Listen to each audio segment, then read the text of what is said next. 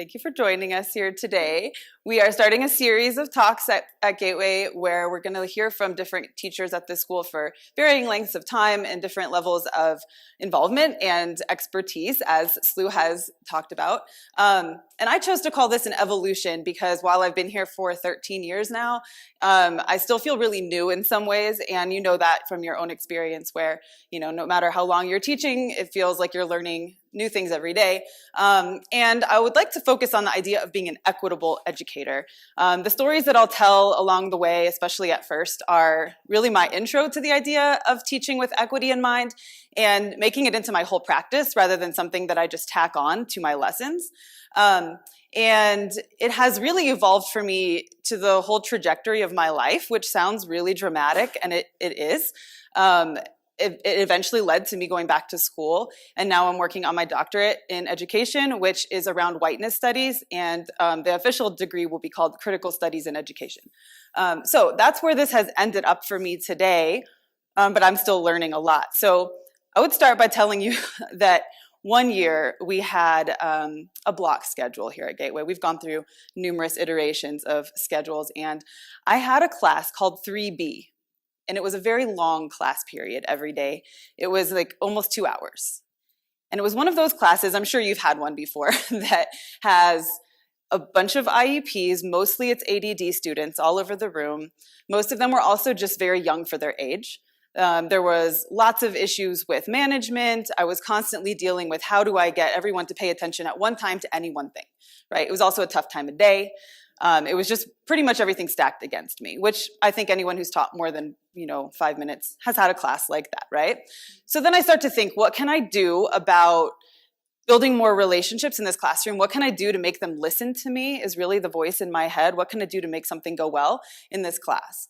And so I decided to do what they told us in education school, which is tell them about your life, right? Like I'll just tell them about myself and maybe they'll be interested enough in me to respect me.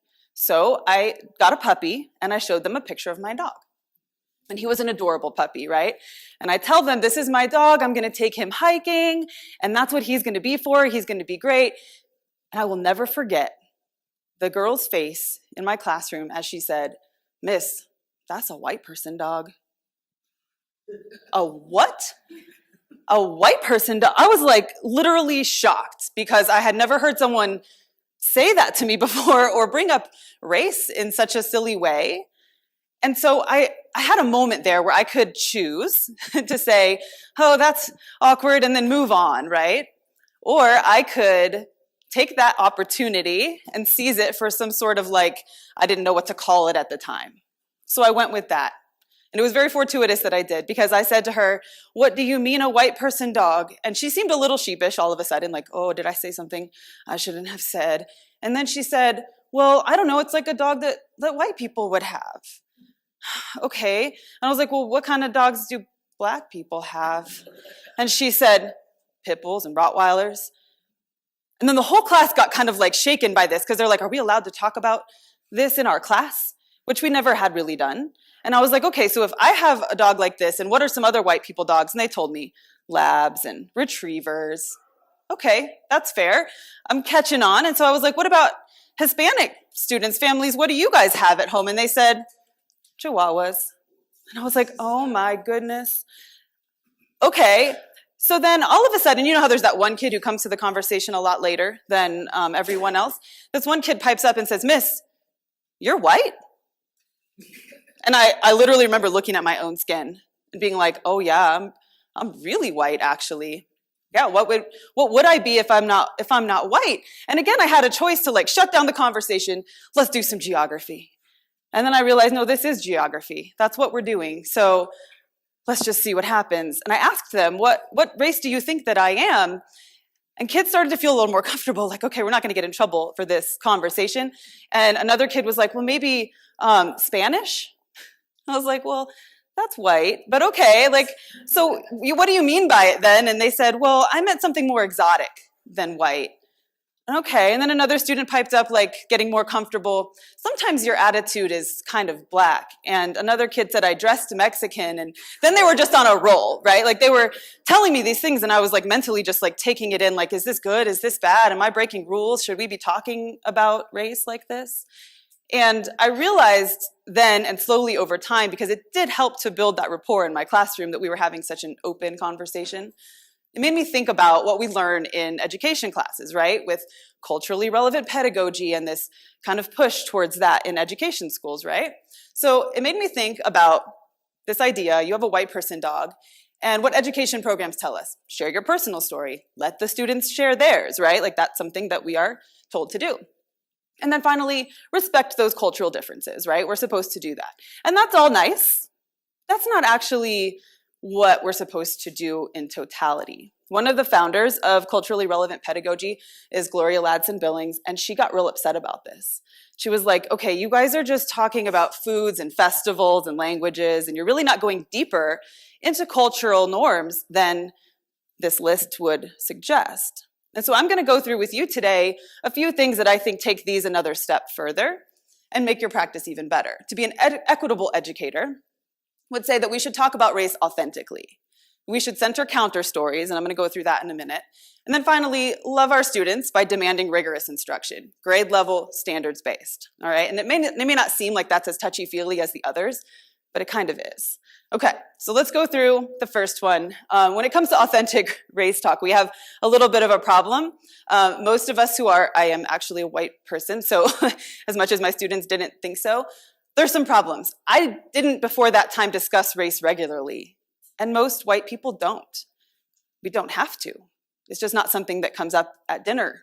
Whereas our students of color, they do.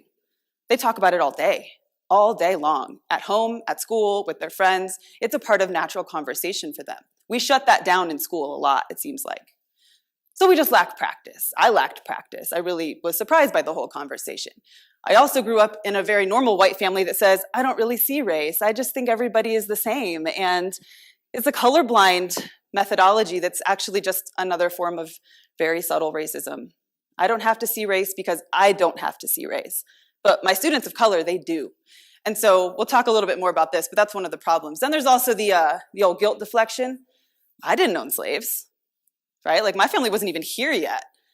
It's not my fault, and if there's any kind of systemic issues or whatever, like, God, I don't like them, so I didn't make those issues, right? So that's some problems that we just have to work through, those of us who are white people. So we need to explore our own discomforts around these topics. All right, so in the classroom, this would include things like recognizing elements of culture other than foods, festivals, and languages. Because your culture isn't the best one. It's just dominant. And in school, it's really dominant. White culture is the main culture of school. There's also culture around things like greetings, how much we value reading, being on time.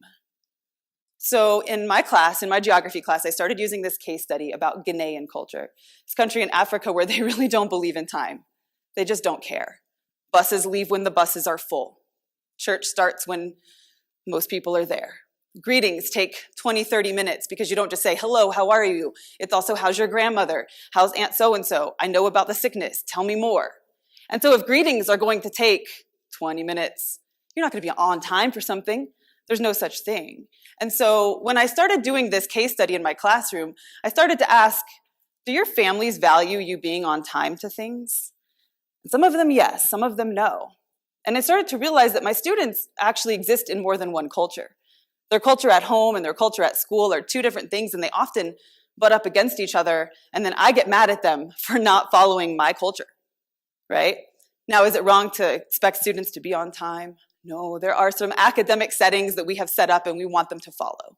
And so some of this is a little bit of a tension between what is culture and what is acceptable and what are rules and how are we going to treat people, though, who don't follow them naturally. So that's really more where the equitable practices come in. All right, then that brings us to these couple of questions I'll just kind of go through pretty quickly. When are you managing an element of culture or disciplining a cultural difference rather than actually being an equitable educator?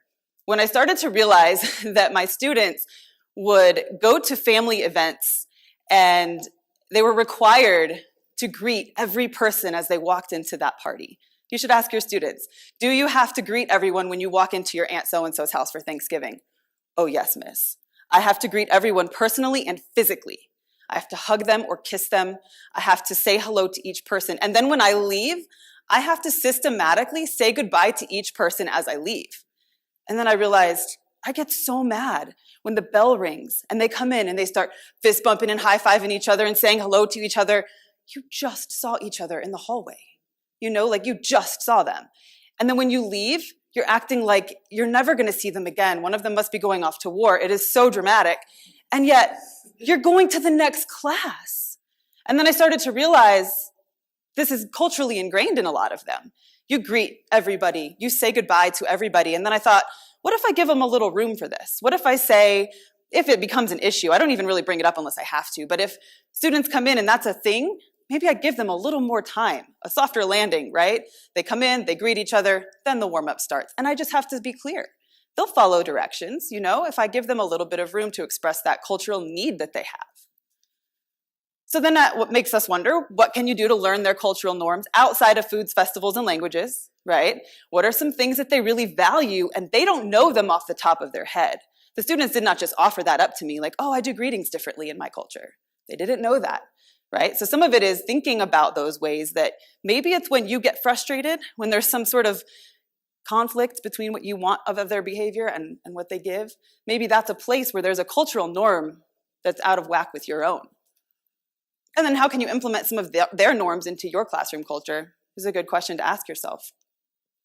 Then this brings us to respect versus compliance, right? Then they're not just following your rules because you said so, but because you actually have taken the time to think about where they maybe are coming from.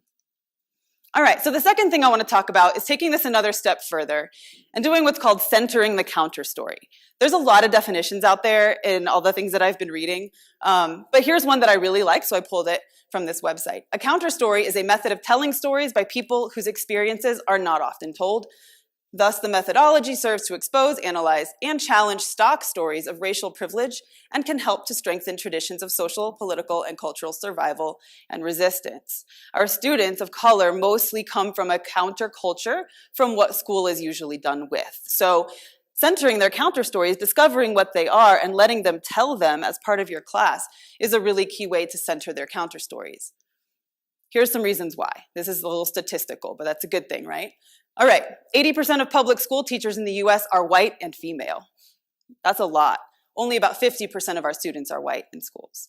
This is the most recent statistic, and it's actually not getting better. Over time, this has basically stayed true.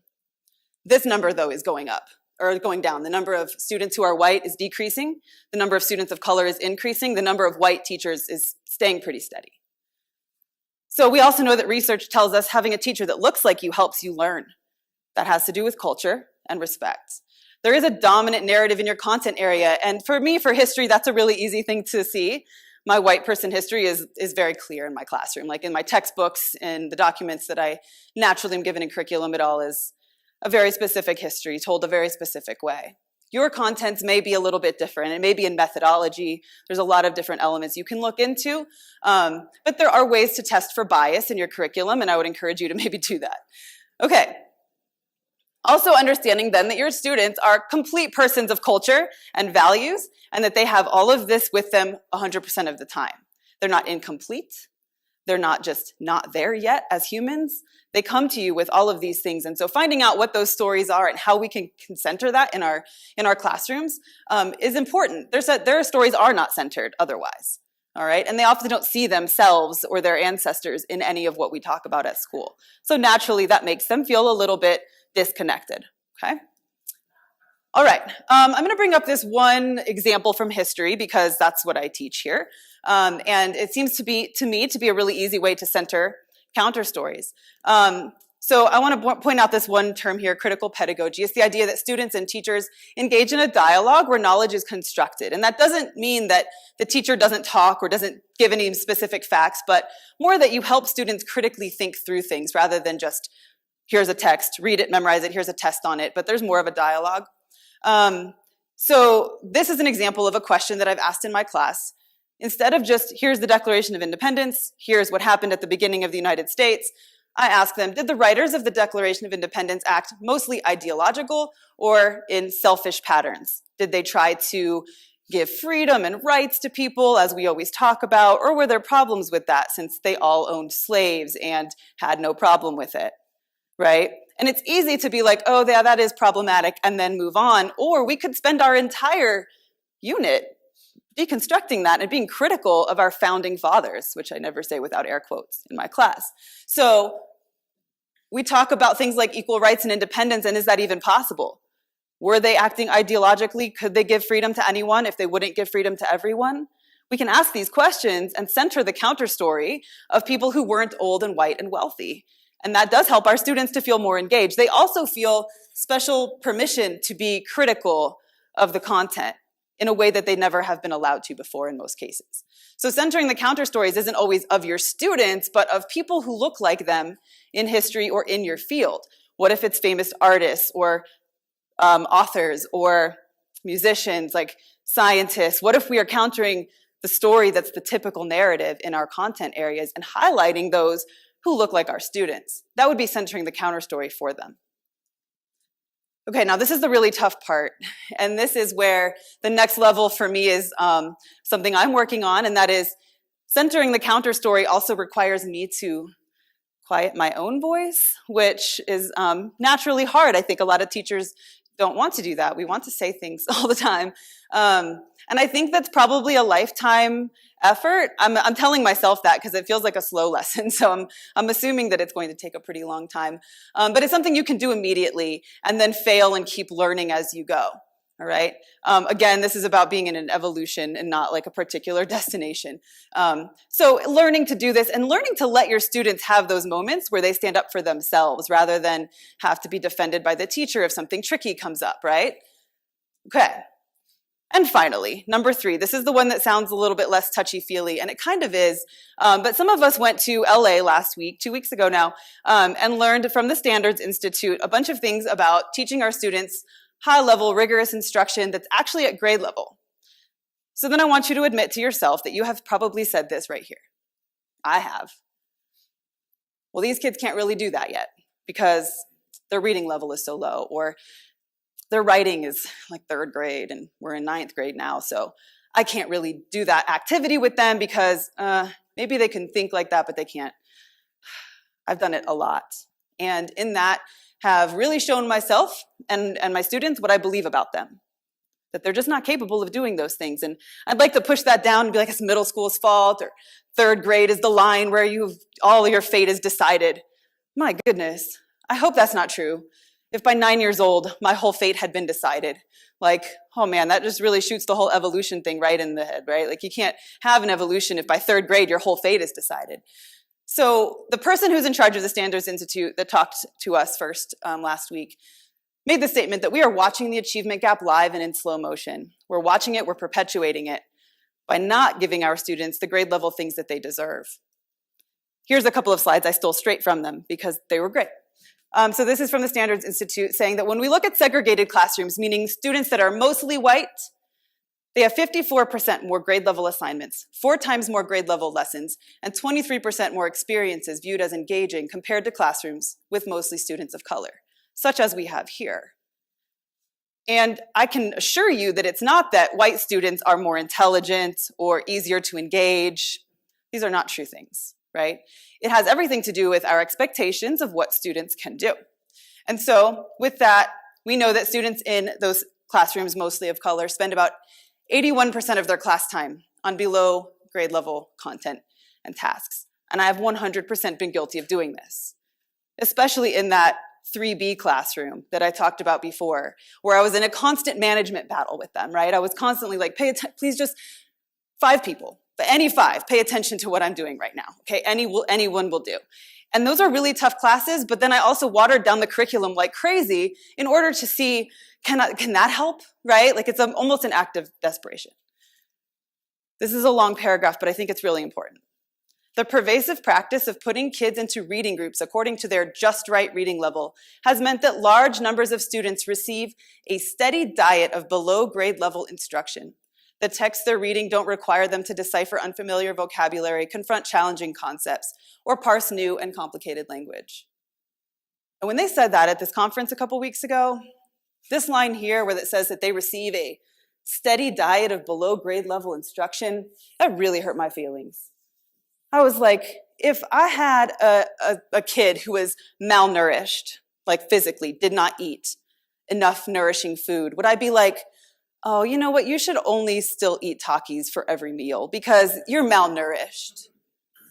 That doesn't make any sense at all, right? You would want to feed them a steady diet of like fruits and vegetables and get their health up, right? And you don't do that by slowly eking in a cucumber into their lunch, hiding it. That's not how it works. You have to start there because that's what they deserve. And that's how it really meant, that's what it meant to me. When I first saw that, I was like, why do I think differently about that? Why have I acted differently than that? And yet we're faced with a bunch of questions, right? I'm sure they're swirling through your head like my own. What about kids who just learned English like this week? What if they just barely got here? What if they've been here in the United States for 12 years and still aren't speaking English like they should be, right? And so there's a lot of questions. How do you use grade level text with people who can't read at grade level? Well, you can, and it takes a lot of strategies. And there's a lot of strategies out there to help, but it takes mostly, I would suggest, an attitude that says this isn't okay. It mostly takes the teacher's attitude that says, here's what I believe you can do, so here's what it is. This is what we're going to do, and we're going to struggle through it, but it's happening. And that attitude will go way farther than a steady diet of malnourishment. For students missing knowledge or skill, access to grade level tasks increased their performance 7.3 more months of learning. So we can decide if we want to give them third grade reading material and let their reading growth grow to fourth grade, or we can give them ninth grade reading material and watch their reading growth grow to 10th grade. That's your choice. But you're going to get a full year's of educational months growth out of giving them that high level text. All right, so finally, I have a couple of things to just suggest, and then I will be done here. I would say the best thing that you can do on this evolutionary road, no matter where you are on it, is to be reflective of your own practice, to think about the things that you could do to become more equitable. Is there opportunity for authentic race talk in your classroom? Is there cultural sharing that can be done that enhances the vibe of your room, that makes people feel more comfortable sharing their culture? Is someone going to say something offensive, and are you going to have to fix it? Yes, absolutely. And being more comfortable with what your responses might be is a really important next step. Thinking through what your own answers are, who you're going to defend. Are students using some phrases like, I'm just not a good writer, I'm just terrible at that, or I can't really read, or I'm not so good at whatever the thing is? They're probably telling you the narrative they've been told.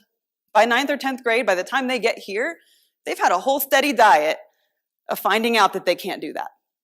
And so what do you do to change that attitude? You certainly don't agree, right? But we do agree by still giving them that low-level diet of non-rigorous activities. So that is where we have to shift the narrative. And some of that narrative is in our own minds as teachers, and it's an evolution. I want to share with you the letter that my 3B class gave to me at the end of that school year. It was still not an easy year. It did not go great. It was not magic.